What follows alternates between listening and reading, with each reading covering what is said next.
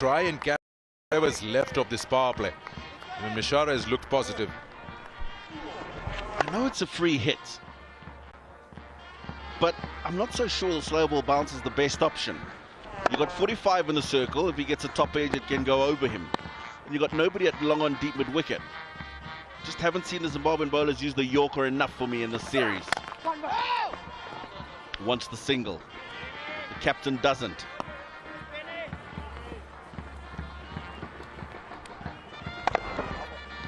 Just went across the line of this one. May have worked if it was fuller.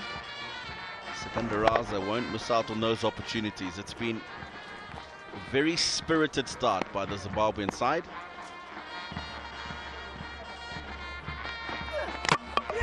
Gone! You were asking for that Yorkerish length, and he's done exactly that. Into the root of that off stump. Mishara is the fourth one to go back. Emotion from Brad Evans because he knows how important it was to get Mishara out. He was looking comfortable in the middle.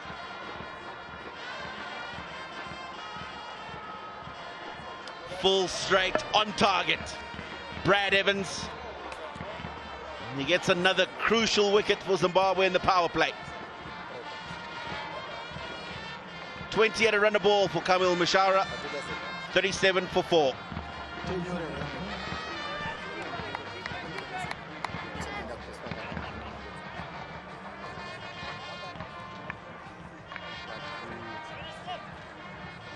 First of all, just take a note of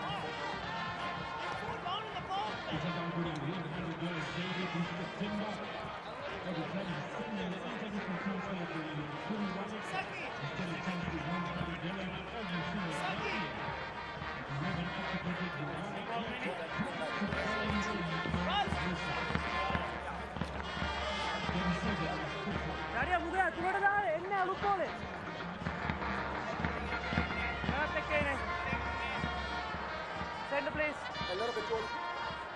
Middle stump. Thank you. Well. Kamindu Mendes is now in, and he's in early in the power play. Number 6 is out there to bat because Sri Lanka has been reduced to 37 for 4 after being asked to bat first. And both Evans and Muzarabani have grabbed a couple of wickets each. Kamil Mishara being the last one to be dismissed. Now a slip in position, a little more pressure from Raza. Coming round the wicket to another left-hander. Oh my God, how did that miss everything? I really don't know how it did not clip. I think it's gone over the stumps.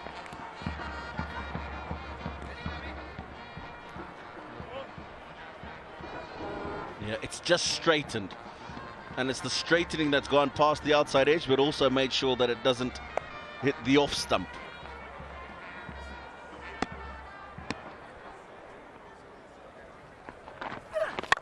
No.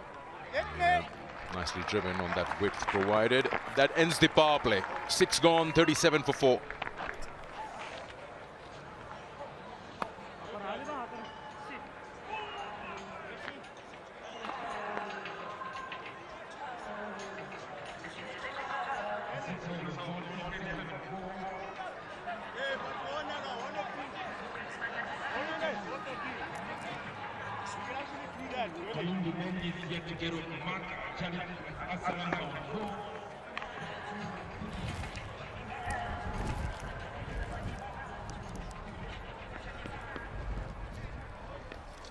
So 37 for 4, power play is out of the way.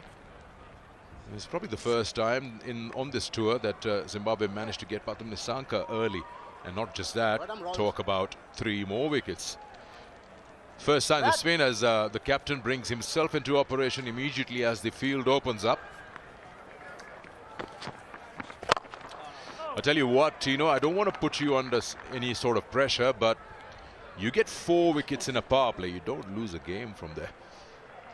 Especially in a T20 power play, that's what I'm talking about. That's almost half the side.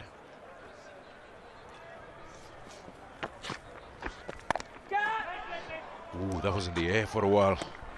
I agree with you, Sikanda, and I think you look back at these, the first T20, the 2 ODIs, it's not that Zimbabwe have played poor cricket. They played some great cricket, but not for extended periods. That's what the problem has been. And I know that's why you bring it up, because they're very capable of allowing this to just taper off and not knock the Sri Lankan team. This is the power play. First wicket taken by Muzarabani. He knew it wasn't a great ball, but it got the wicket. And this was an outstanding catch running in from behind square on the leg side by Tony Munyonga. And then Nuanidu just going across the line. Raza again completing a good catch. Got to be impressed by the Zimbabwean catching in the last couple of matches. And then Brad Evans full straight and into off stump. So just going back to our discussion, the realization of where they've got themselves to, Zimbabwe, has to be there. And just ensure that you don't allow Sri Lanka to get away. Start another partnership.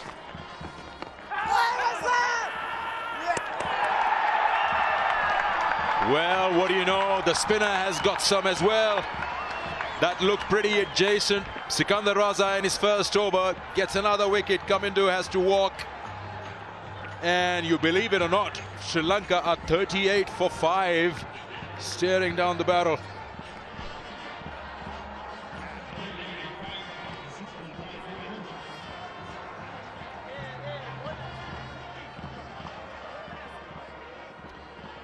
Yeah, you can't argue much with this. Dead in front, just turned. And Sikandar Raza, effective as he comes on and often is. Kamindu Mendes, the man who was in charge a couple of days ago, goes for naught, 38 for 5.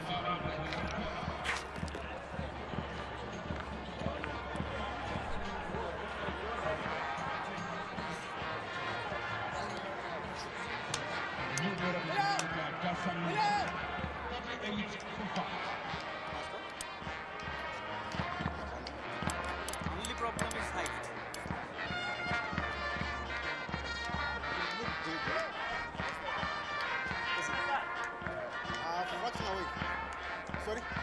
What is your Sorry? Away. 2. Where is come?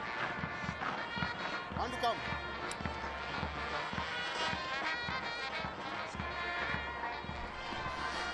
Dasun Chanaka at 7 on strike. First over wicket for Sikandar Raza, and Sri Lanka are 38 for 5 after 7.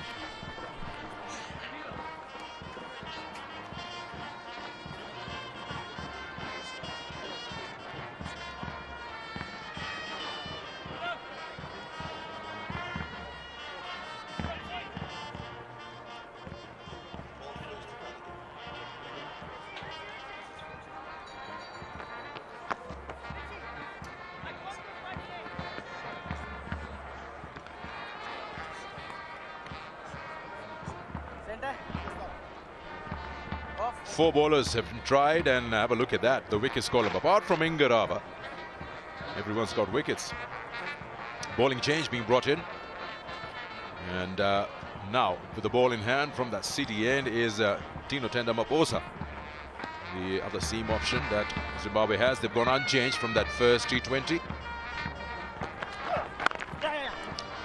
Yeah, you talk about you don't lose a game when you get 5 wickets up front, inside power play or just around power play. And this format actually allows you to create that bottleneck and tighten the screws. That's Sikandar Raza, pretty full on that occasion, and just straightens up enough to be in front of off and middle. You talk about the longest format or the 50-over version, maybe you say that it allows the batting side to get a little breathing space, and you as a fielding unit may differ in maintaining those intensities through the day. But this format is so short. You're into the 8th over, you're getting wickets, you've got to close it down in your favor. It's a good delivery. So you can maintain the intensities because you're not out there for a long time in the field.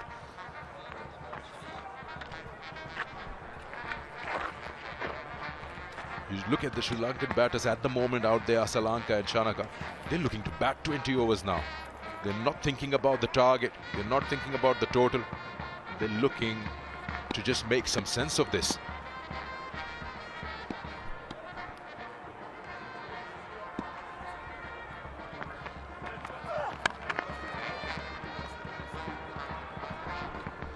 It'll be so important for all the fielders out there to support each and every bowler. Make sure that you don't give anything extra.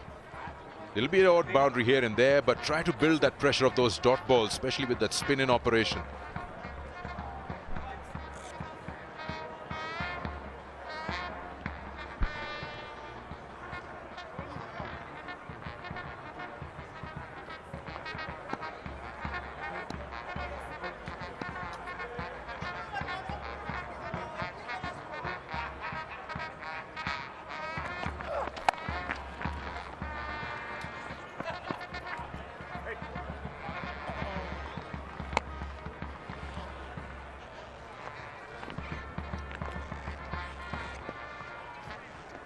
Sri Lanka will know what role he needs to play from here on in.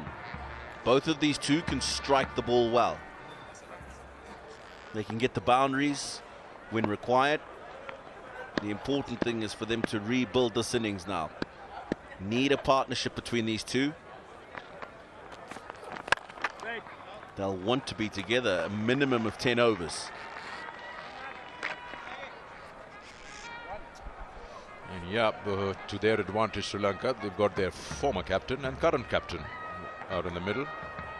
Dasun Chanaka led the side in the World Cup back in 23, if I'm not wrong. A few worried faces there in that dugout.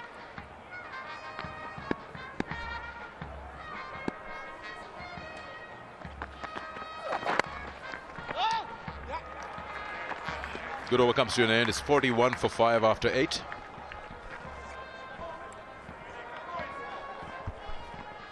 Most international matches hosted by a single venue. Sharjah Cricket Stadium.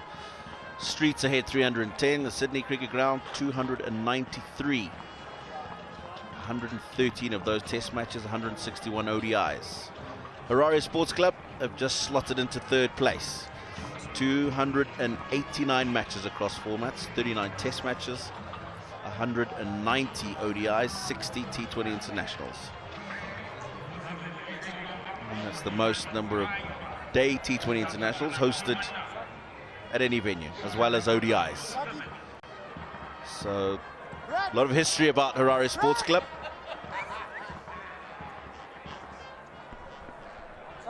Out of the 310 that Sharjah has, I think half of them would be Afghanistan's. A lot of cricket there. UAE plays there, and of course it's been that middle ground for lots of other teams. Pakistan was keeping UAE as their home for almost a decade. More spin. I like this change. Probably Sikandar Raza would like to come in from the city end. So he's called in Sean Williams to take over this side.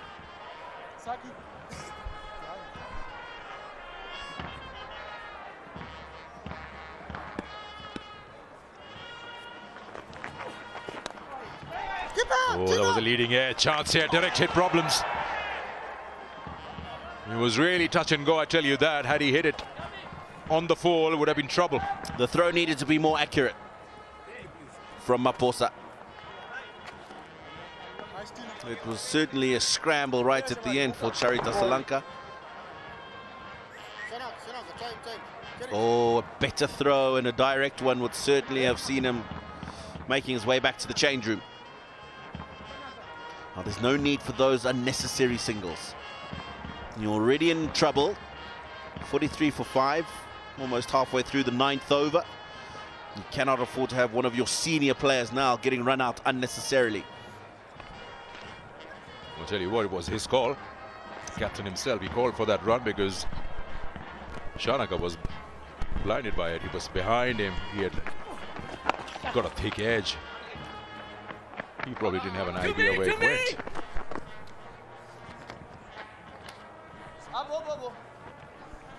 Yeah, I like that. This is what you want from your fielders. Marumani, the keeper, runs across all the way to mid-wicket and makes sure that he's got the ball. Would you get a little more attacking field around here now with 44 for 5?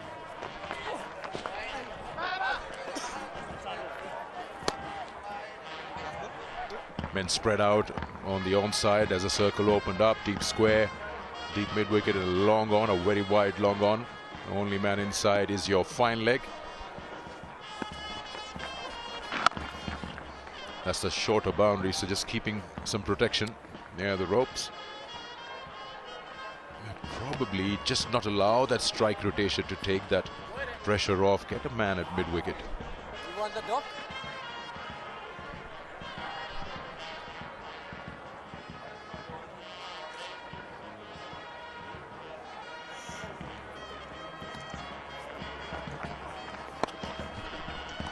That's what I'm saying.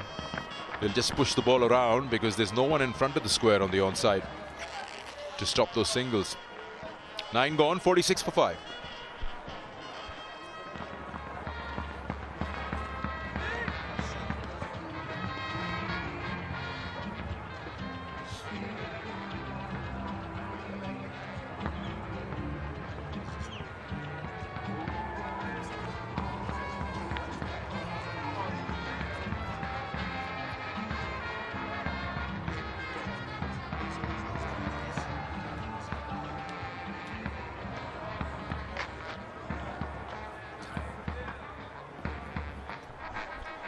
Yeah, if you've just joined us, this is exactly what has happened.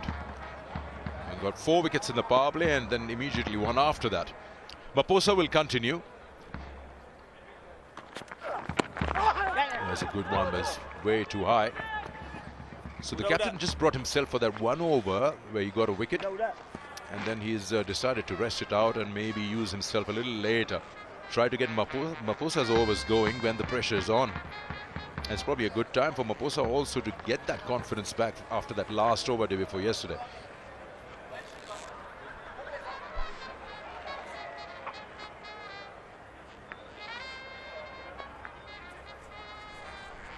Support for Sri Lanka. Watch them walking in quite a few numbers today in Sri Lanka jerseys.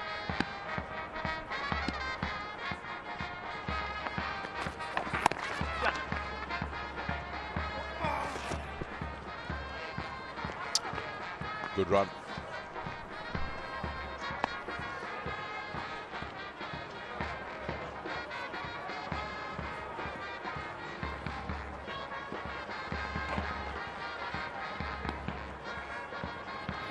Good first over from Maposa, and it'll be important for him, especially with 2 new men at the crease.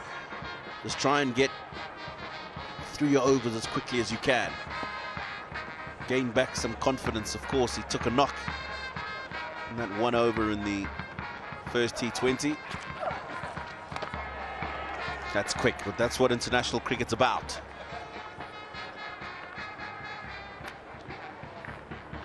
He's a big, strong lad. Still very much in his infancy stage of his international career. Favoured more so in this format.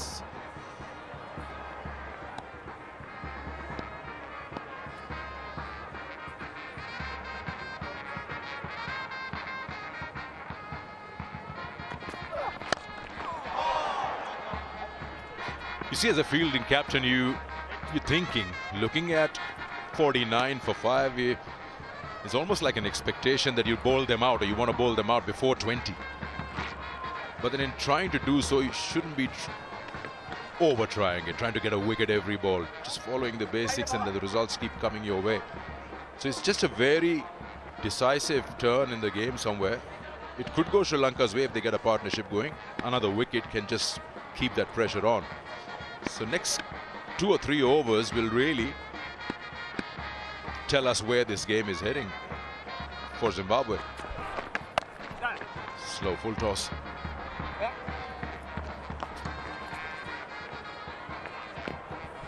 A lot of pace off that one. Almost bamboozling the batter there. 50 up for Sri Lanka with a ball to go in the 10th over. 5 wickets down.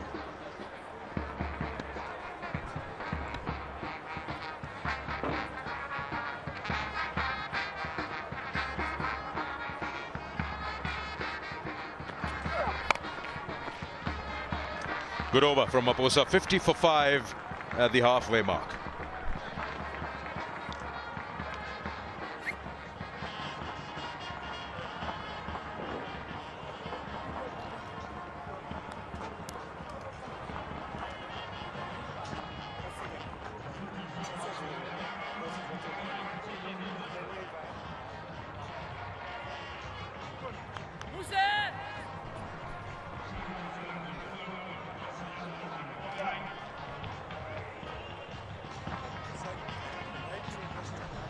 Looks a different wicket to what these teams have been playing in the previous games, or how the pitch is playing. The wicket that was used in the first ODI, lots of runs were scored, Darlington. The slow balls are taking effect, but Zimbabwe have been brilliant. The bowlers we've seen so far, the changing length in speed. But what's been the best is the Zimbabwean fielding. The body language as well has been very aggressive, very about taking control of this game and putting the Sri Lankans under pressure. Very different to the first T20 international. That's what good fielding does for you. He won a toss, lost 7 on the trot. Sikandar Raza and all his decisions today, they've been good. Now, how do these two experienced players for Sri Lanka manage the next few overs? The 175, 180 they were thinking of before the game, that's out the window. One is the capability of getting there. The other is you've got to assess the conditions and come up with a number that you think your bowlers can defend. From here, I'd say that would be something like 145, 150. Probably not enough, but at least the bowlers can try. So how do you get there? That's what these two need to figure out. Outside the line. I think we're already seeing signs of what they're going to, how they think they should do it. Just rotate the strike. Just make sure you don't fall too far behind in terms of runs per over.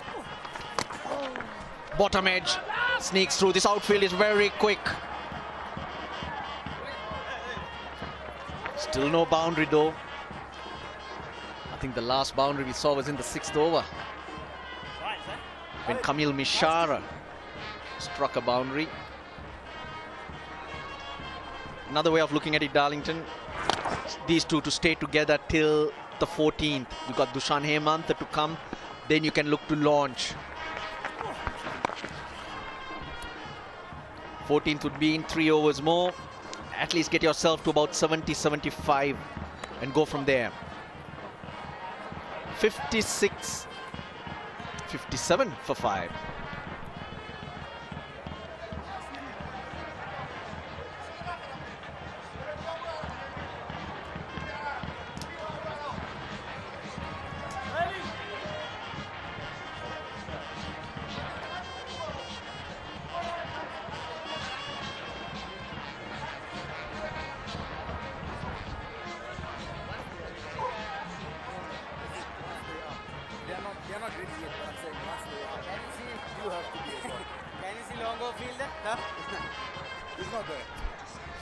Lots of dots, 22 singles and 6 fours. The last was hit 34 balls ago. That's how hard it's been for the Sri Lankans, and they lost early wickets today. Kusal Mendis in the 2nd over, but the Nisanka didn't last long either, and they've struggled to lift their heads up from there. If there's someone who can get them to that 140, 150 mark, that's Dasun Shanaka. I think there's also hope for Sri Lanka. We've seen that Zimbabwe have been strong in this period. They've been strong up front, but Patu Nisanka has played particularly well through those opening overs.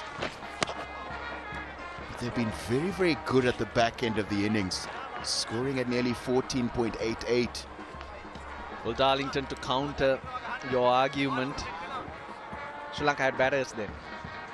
This is the last recognized pair, and then there's Dushan Hemantha. So the best way to contain teams in the later overs is by picking up wickets, and that they've done today. And Sikandar Raza bowling it slow through there, making the batter do all the work. Just as Zimbabwe have been good from over number 7 to 15. Watching Sri Lanka play over the last so many years. Oh, what's that? They always slow down. It's an area they need to work on. They tend to score less than a run a ball. You've got to somehow keep going at 7.5, 8. which makes life easier. Their turn today.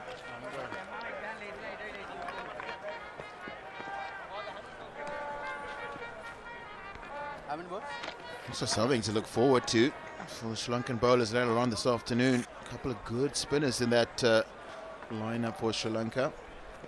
You are not looking forward to it if you don't have runs. That's where this pair needs to battle. Good work again. That was a single there anyway, but this type of effort, it still makes the batter feel choked. Again, the word you used, the energy.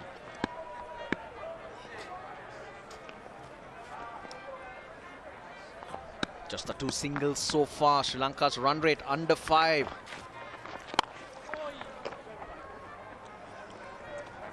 Three singles of Raza's second over.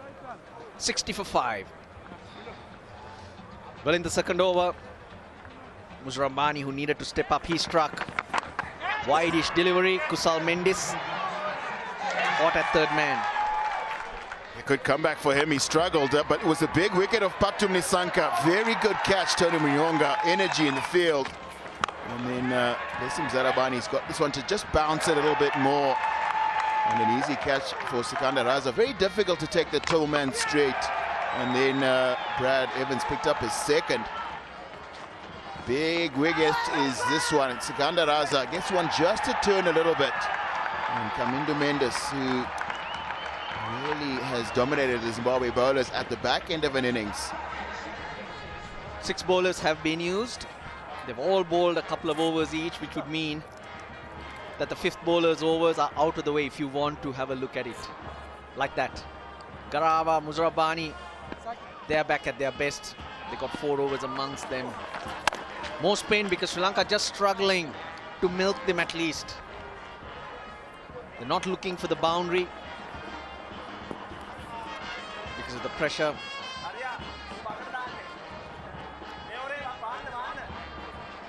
And I can hear Dasun Shanaka saying he's bowling it slower and making you fetch it. He's saying don't take too many chances this over. Get through this.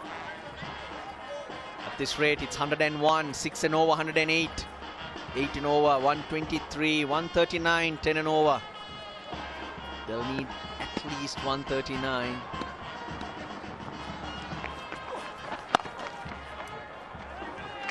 To make Zimbabwe think about it. Have them thinking, okay, how are we going to get to this score? Less than that, I guess just go and bat and you're home.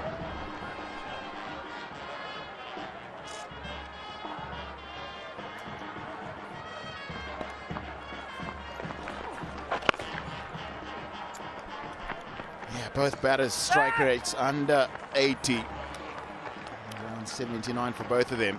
Nice, Tony. So just not quick enough at the moment. I was thinking 14th. I guess Shanaka knows what he's doing, if at all someone I mentioned earlier.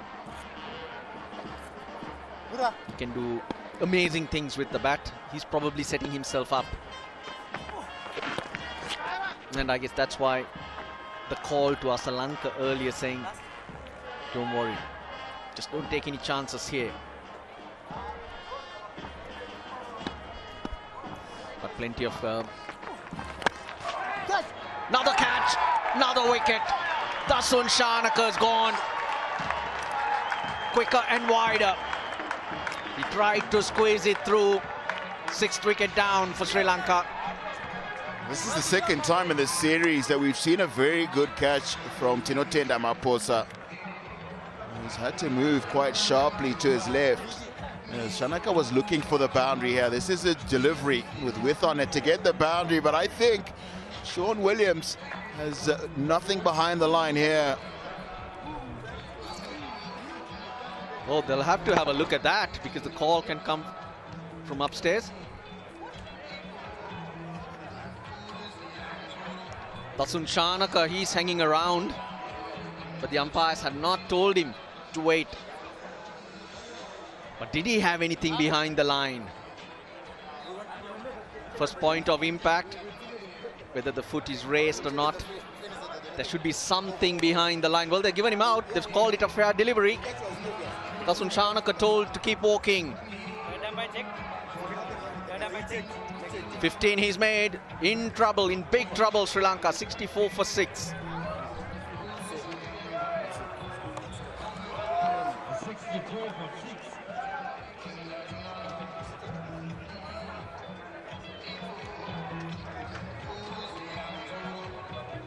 Sean. Willie, lefty.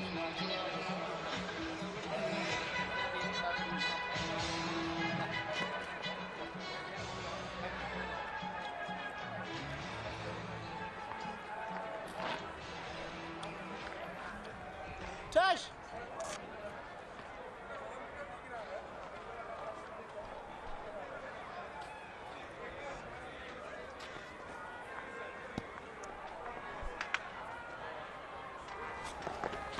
Sikandaraza. Well, he's hit that into the gap. At least a couple. Zimbabwe quick across the grass. They've been absolutely brilliant. They're giving nothing away. This is also wonderful work from Tirotenda Maposa after taking a good catch. And Dushan Hemanta in at 8. He's at the non-strikers and the umpires want to have a look at the boundary. I think Maposa did really well there. Sprinted, got the dive out. But Dasun Shanaka's dismissal. I'd like to have another look at that, how close that foot was. The call was quick that it was a legal delivery though. It was well inside.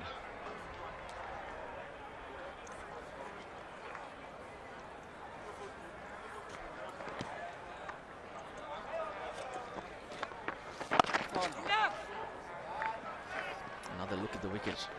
Sean Williams fired it wide and quicker. Maposa. He's well in from that circle. He's trying to cut the single. And hence it flies. Bowled. Another wicket. It's the captain trying to playing it off the stumps.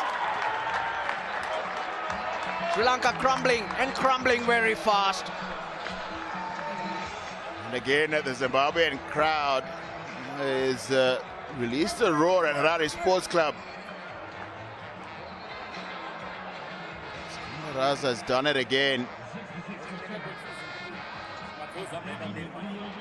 This is a legitimate delivery.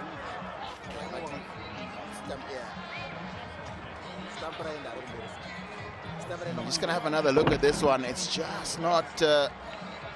it's one that carries on straight.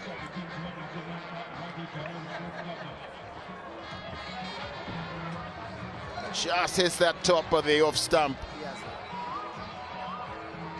This is wonderfully bowled from Sikandaraza. Charitha Salanka's gone for 18 from 23.